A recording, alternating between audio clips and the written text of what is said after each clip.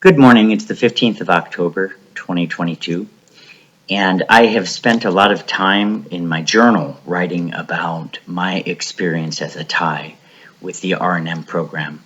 But I'd like to take a moment to discuss the world that I don't know, but the one that I'm connected to, and that is my perpetrators' lives. Because even though I'm not experiencing their life, I'm witnessing it.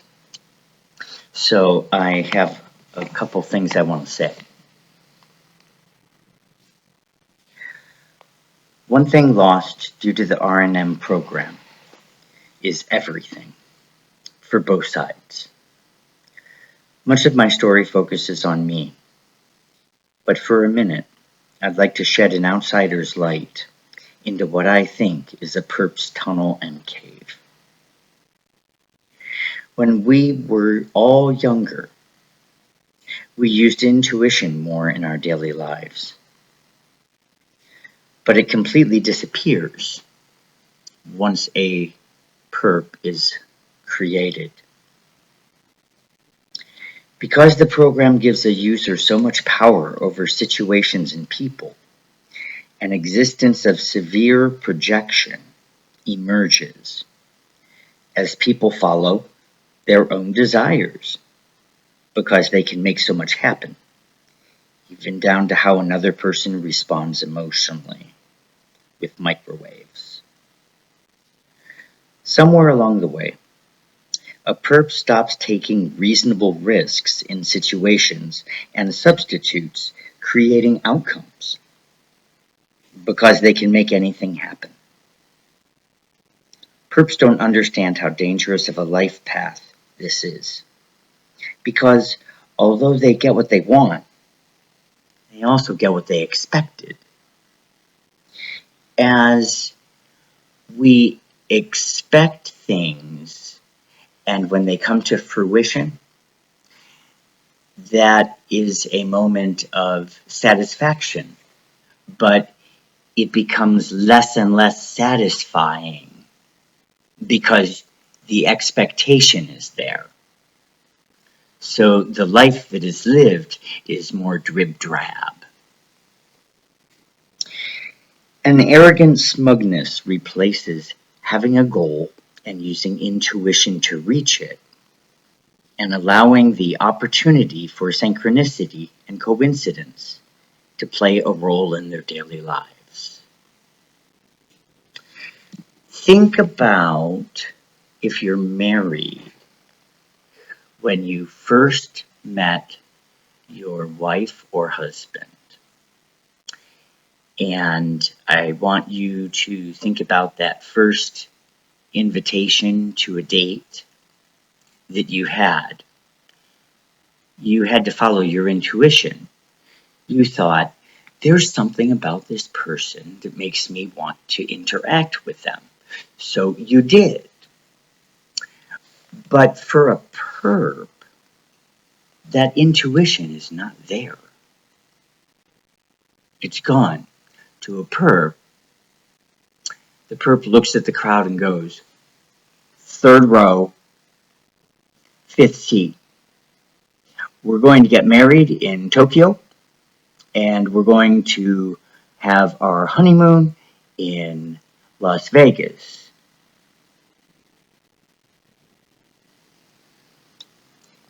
And they've already got everything planned out. And then they make it happen.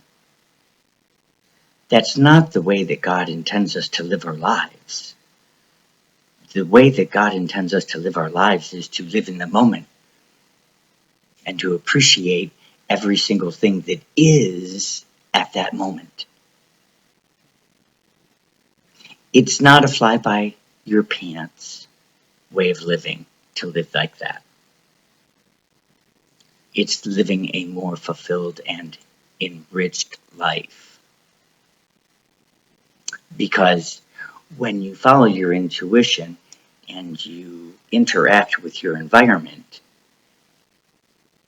you are sometimes given answers to questions that you had. Or you remember something that you forgot and you needed to remember because somebody else triggered it. Or some scent in the air triggered it. A perp spends their life in front of a computer screen.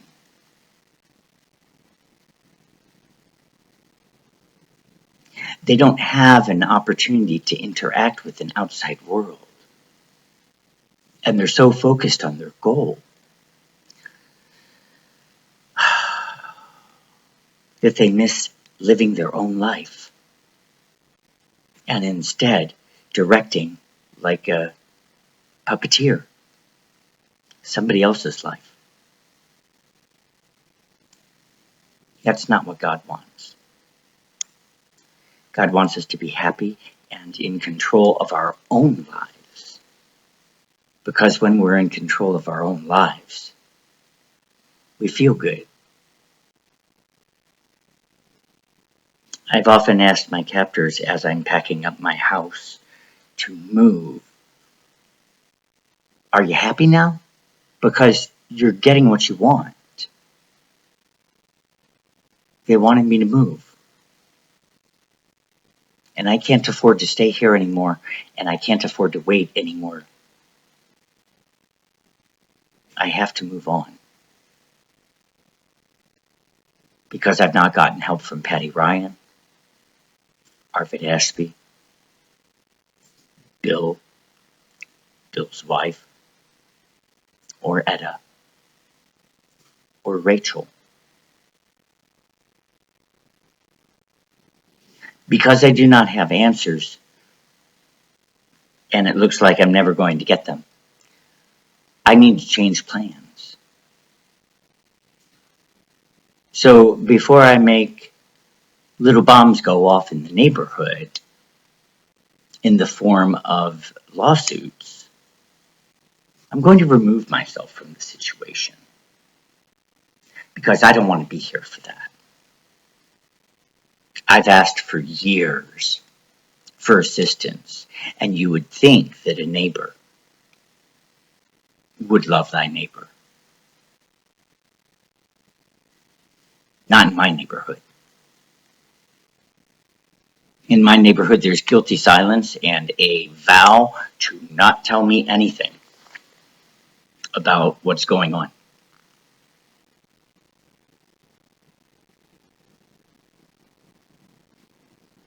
It's the shittiest place I've ever lived. And it's the most discriminatory place I've ever lived, too. My neighbors love to discriminate.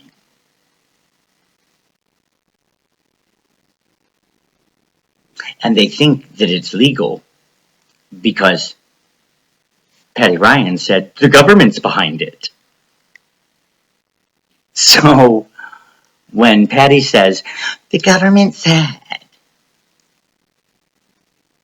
all the neighbors go, okay.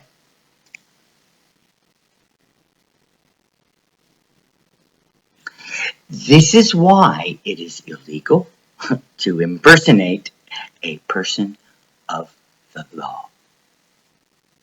You're not allowed to do it. And it's for this very reason, because things get fucked up and misunderstood. Patty, though, is so persistent that she's convinced the police department that she's in touch with the real government.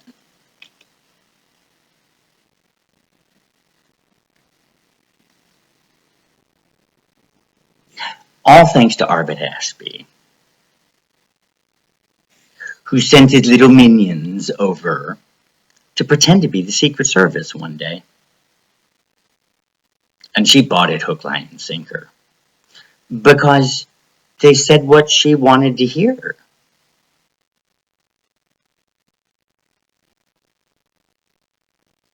I've been trying to get it out of her for years. She's not interested in sharing the information. So she's going to share it in court.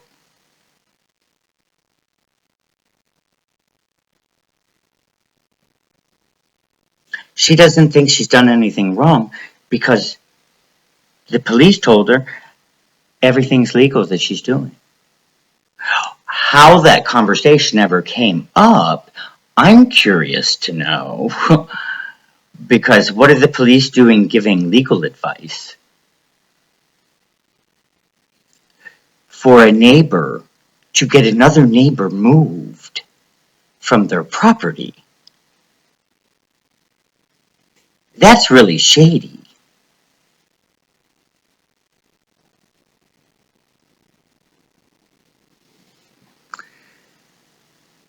We will see how this plays out. But I will tell you one thing. I know what I'm doing. And I know my rights. And I know the laws that have been broken. And I now know where I can get some assistance. Thank God. Because every place I've turned, because of a misdiagnosis, has run the other way. And my friends don't believe that. They believe it's because I don't have a case. I've got lots of cases, actually, and they're all legitimate. Finding the representation for them has been impossible because lawyers do not want to defend somebody who's in 1% of the world population. It's not good statistics. Of course, I need to get physically in front of somebody for that to happen. I can't do it through a phone call, and I can't do it through an email.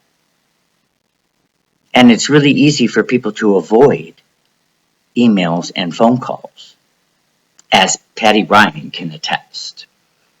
Just ask her how difficult it was to ignore me.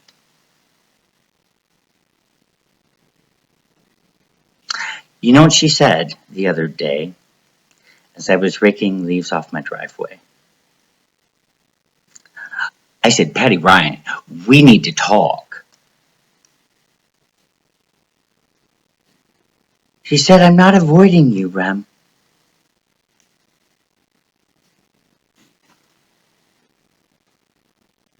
First of all, where did that come from? Obviously, she feels guilty about it, so she said it accidentally. Because she's been avoiding all of my emails, all of my messages, all of my voicemails, and all of my in-person requests to have a meeting about the imposters of the Secret Service. Since June 2021. It is the middle of October 2022, and she still has not had a conversation with me. That's a problem. It's a big problem because she's got my freedom of health hinged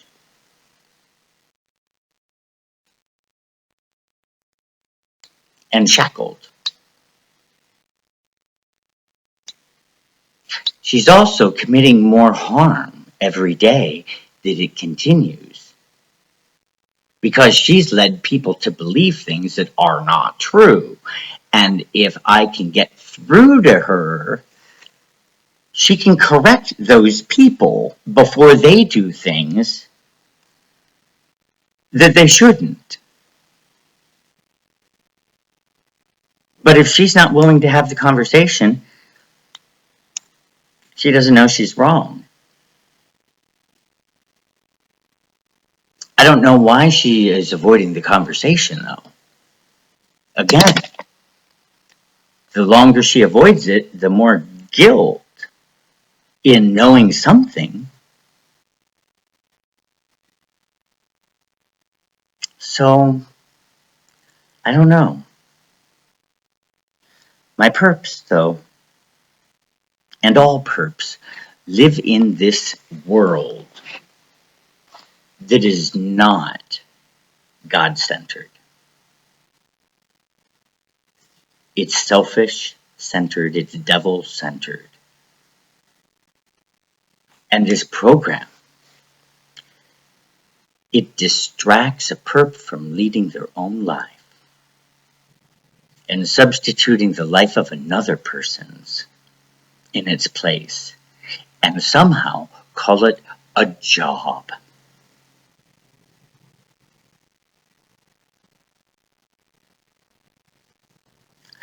Red flags.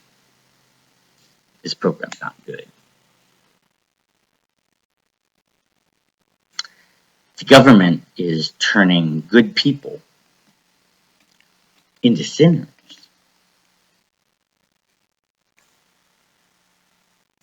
It's destroying relationships because I guarantee you there's probably a higher incidence of divorce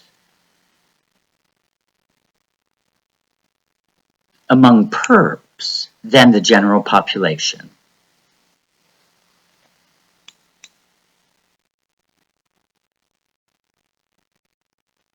I wonder how many single people there are that are using R&M. Of course, the CIA and the Air Force who developed it would only want single people to use it, really, because then there's less of a chance of other people gaining access to it.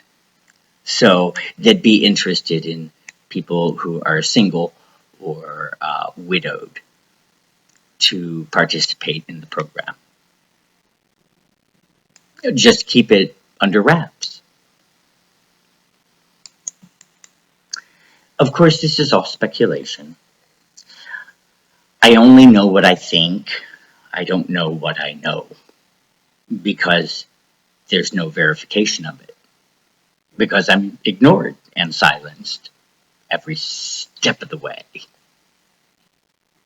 So, with that, this Tower of Babel is over. And I will proudly continue my path of truth. And I wish that my friends saw it,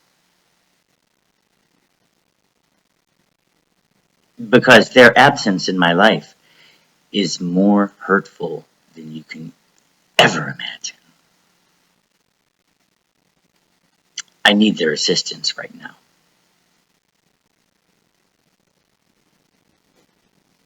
And nobody's around. So to those of you who are out there listening to this, thank you for listening to me. I appreciate you. And I'll just start with a small crowd. As if I had moved to a new city and knew nobody. It's possible. I'll be okay. Have a great day, everybody. It's a beautiful sunny day. And not a cloud in the sky. So enjoy. And interact with your environment. And if you're a perp, stand up, stretch, go for a walk. Take a look at the beautiful fall leaves. Breathe in crisp, cool air. And thank God for your existence, because it's very precious, and the time we have here is very short. And mine is shorter. But I'm still making the most of every moment I've got.